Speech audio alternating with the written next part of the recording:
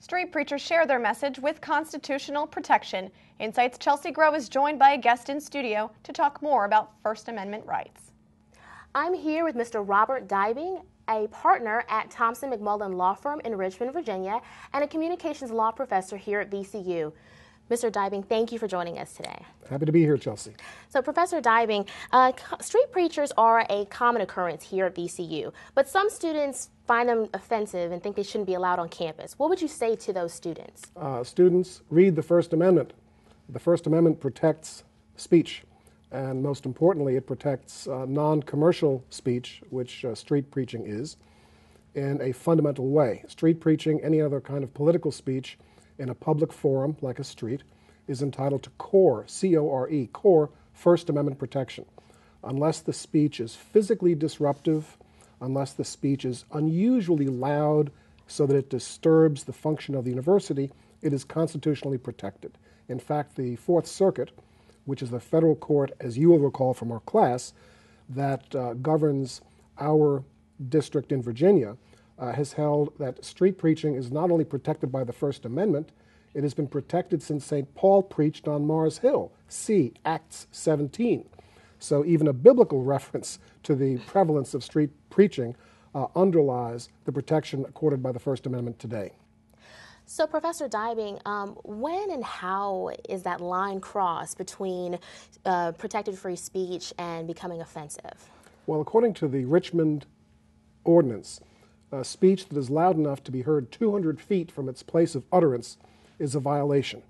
There are other noise ordinances that have been upheld against constitutional challenges when the regulation is geared to decibel measurement.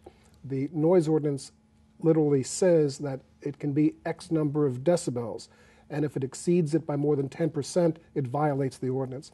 It has to be extremely specific to survive constitutional challenge because the law strongly protects speech, even amplified speech. Indeed, especially amplified speech, because people who are speaking want to be heard.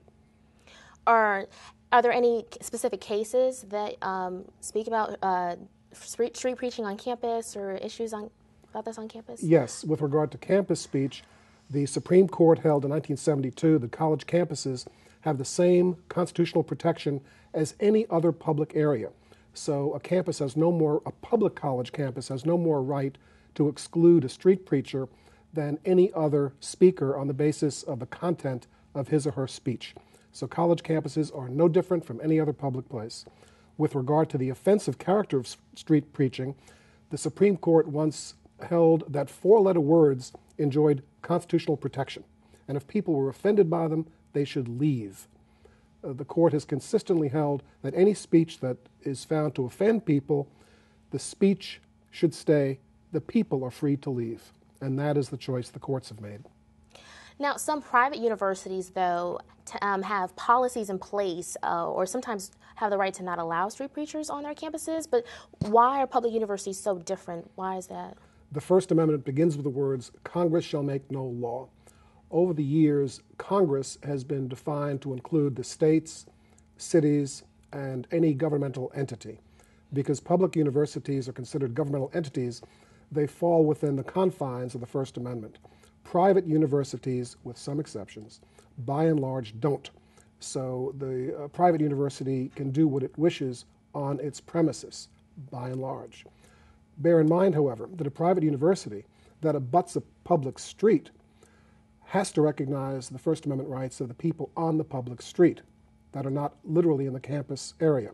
But that's what distinguishes a private university, or indeed any private location, such as a shopping mall, from a public space which enjoys First Amendment protection. Okay. Well, thank you so much, Mr. Robert Dybing, a partner at Thompson McMullen Law Firm in Richmond, Virginia, and a communications law professor here at VCU. Back to Eva and Eric in the studio.